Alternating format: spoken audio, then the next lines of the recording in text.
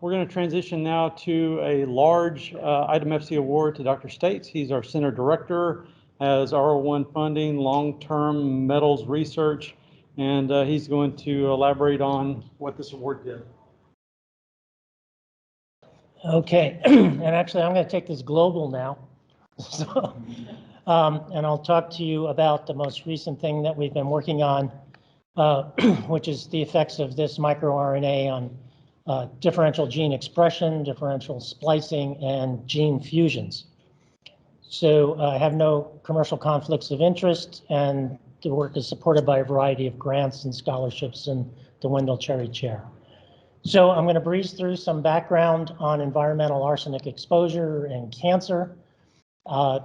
Briefly talk to you about the microRNA dysregulation studies that led us to study this microRNA 186 and how its overexpression induces chromosomal instability, and the current study, which is how this overexpression affects gene expression, splicing, and fusions, as I mentioned, and then give you some conclusions and where we're going. So the key points, so if you listen to this, you don't have to listen to the rest. Arsenic exposure is a worldwide health problem causing multiple chronic diseases, including cancer. And it's mR186 is elevated in arsenic-induced squamous cell carcinoma, and it induces chromosomal instability when it's overexpressed that is enhanced by concurrent arsenide exposure. And we now know that it also dysregulates gene expression, splicing, and induces gene fusions. So arsenic is a worldwide health problem caused by natural contamination of groundwater, exposing more than 200 million people to arsenic in their drinking water. It causes multiple chronic diseases. It's a carcinogen, causes cardiovascular disease, and it's a teratogen. It is a problem in the US because the EPA only regulates arsenic in public drinking water supplies, not in private wells. So this map shows you where over 2 million people in the US are likely exposed to arsenic in their drinking water from their private well. So I mentioned it's a carcinogen, it's an IR class 1 carcinogen, causes a variety of cancers. We're going to focus here on squamous cell carcinoma. There's a number of mechanisms that have been proposed for how arsenic causes cancer. I won't go into all of these. But suffice it to say that over 2 decades ago, National Research Council surmised that the most accepted explanation for the mode of action for arsenic carcinogenicity is that it induces chromosomal abnormalities without directly interacting with DNA. And hardly anybody's looked at that over 2 decades. So I'm going to show you some epigenetic dysregulation, particularly microRNA expression, that is linked to the aneuploidy and chromosomal instability that arsenic is known to induce. So microRNAs are short, non-coding RNAs that regulate gene expression post-transcriptionally, mostly by interaction with mRNAs. And they're also transcribed by RNA polymerase II, as are their targets. This table shows, it's an old table, but it shows quite clearly that there's a large number of microRNAs that have been implicated in a wide variety of cancers. So microRNAs play a role in carcinogenesis. We started our microRNA investigations in collaboration with Ashok Giri, who was in Calcutta in West Bengal. And this map of West Bengal shows this red area is the arsenic endemic area where people are exposed to high levels of arsenic in their drinking water. He provided us with FFPE samples of arsenic-induced skin lesions from these folks. And we focused on hyperkeratosis, which is pre-malignant, and squamous cell carcinoma, which is the malignant tumor derived from that. We used laser capture microdissection to isolate the keratinocytes from the lesions, purified the RNA, and assayed microRNAs using RT-qPCR arrays. And in the early parts of the study, we saw that mR186 was highly overexpressed in the squamous cell carcinoma compared to the pre-malignant hyperkeratosis. At that time, the only known target was securin, which is involved in regulating mitosis. I'll get to that again in a moment. But since then, it's been predicted to target a large number of proteins, or their mRNAs, for proteins involved in cell cycle control, indicated by the yellow and orange boxes here, including in mitosis. Securin regulates the metaphase to anaphase transition, thereby regulating chromatid segregation, and its dysregulation is related to aneuploidy. Dr. Jigwa Wu joined the lab a few years back. He was here for a year, and during that time, he transfected HACAT cells, which are a keratinocyte cell line that is used for in vitro studies of arsenic-induced skin cancer. And he transfected them with a mR186 overexpression plasmid and the empty vector control. He isolated clones, grew them up for 8 weeks. He assayed mR186 expression in those clones, picked the 3 highest expressing from the mR186 transfected and the 3 lowest from the empty vector transfected cells. And after 8 weeks, he analyzed for chromosomal abnormalities. His major finding was the increase in chromosome number, as many as 4 times what are normally present in HACAT cells, and also structural abnormalities. And when he quantified these, they were enhanced by the arsenite co-exposure. Since that time, Agaliki Lucuti, a graduate student in the lab, she picked up the project and continued the incubations of these clones for another 21 weeks. And these are examples of the karyotypes that she is now defining. And these show for the mR186 overexpressing and mR186 overexpressing plus arsenite. And the blue arrows indicate the new chromosomal instabilities that she's identifying. So the experimental design, which gets us to the voucher-funded project, is this is the experimental design that Jigwa started and Agaliki continued. We have empty vector transfected cells and mR186 overexpressing cells, and they're either exposed green or yellow, not exposed to arsenite.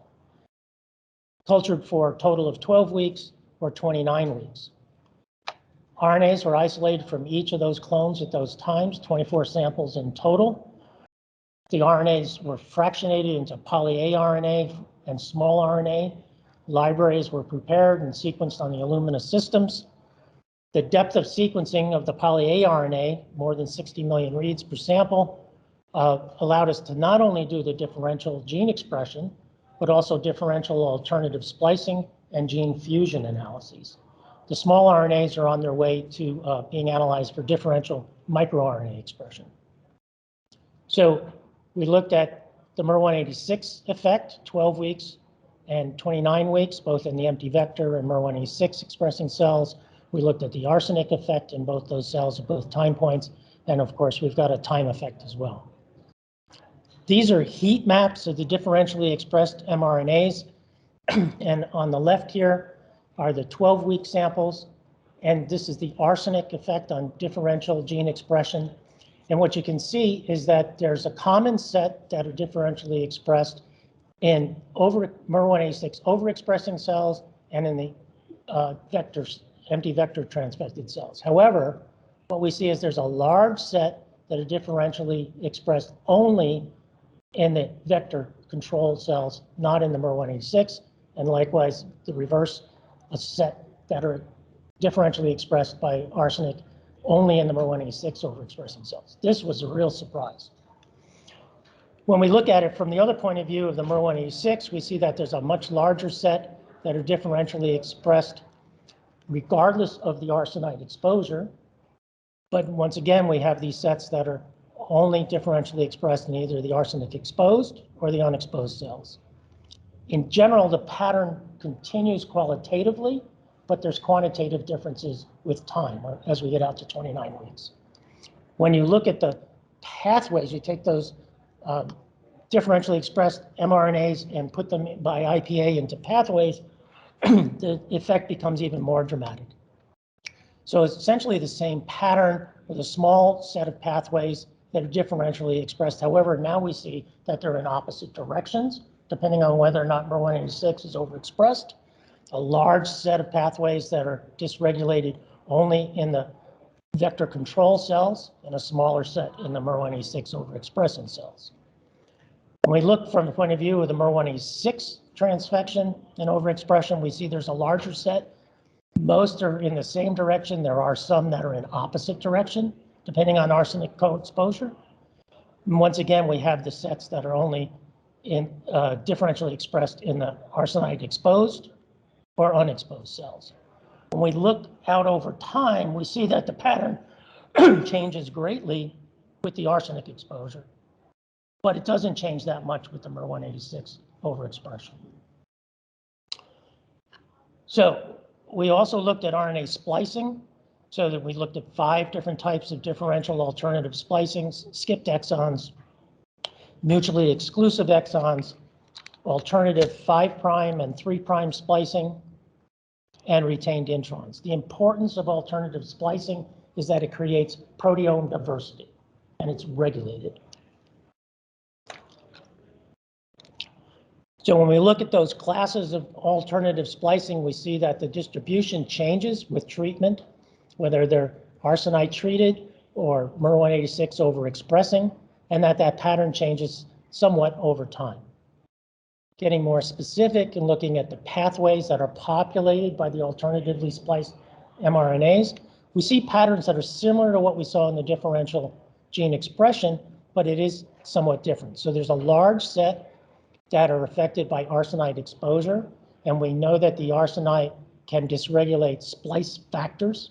All right, there's a whole set of splice factors that are should be targets of arsenic, but we do see some that are in opposite directions depending upon the mR186 overexpression. And then we see the set that are differentially expressed dependent upon the mR186 overexpression, and when we look the other way, we see the same sorts of patterns. So it's recapitulating what we saw in the differential gene expression, that there's an interaction going on between the mR186 overexpression and the arsenite exposure, but the mR186 expression seems to be the stronger effect. Lastly, we looked at gene fusions. So gene fusions are very important in carcinogenesis. They create novel hybrid genes that can drive cancer. So I'm sure you all heard of cancer driver genes. The most famous of which is the BCR-ABL fusion, also known as the Philadelphia chromosome. That was known way back when I was a graduate student. So very famous, drives a variety of leukemias. Many of these fusion genes are kinase genes that now are targets for chemotherapy. This chart summarizes our results, and 12 weeks on the left, 29 weeks on the right. Empty vector in yellow, mR186 overexpressing in blue, dark is arsenic exposed. 3 classes of fusions we've identified, a class that's in every clone at every treatment every time. So these we interpret as being in the HayCat cell line before we manipulated it. Gene fusions that seem to have arisen in specific clones and persist, and then novel gene fusions which are occurring in specific clones at the later time point in mR186 overexpressing cells. So the differential gene expression and the alternative splicing are both changed and altered by the arsenic exposure and the mR186 overexpression. And there's an interaction where it seems that the mR186 is more powerful. There are novel gene fusions in the mR186 overexpressing clones correlating with the translocations I showed you earlier. And we'll get to the differential microRNA expression and integrate that with the mRNA expression. Lots of people worked on it, lots of different funding for this project, which has been going on for about 15 years. Thank you.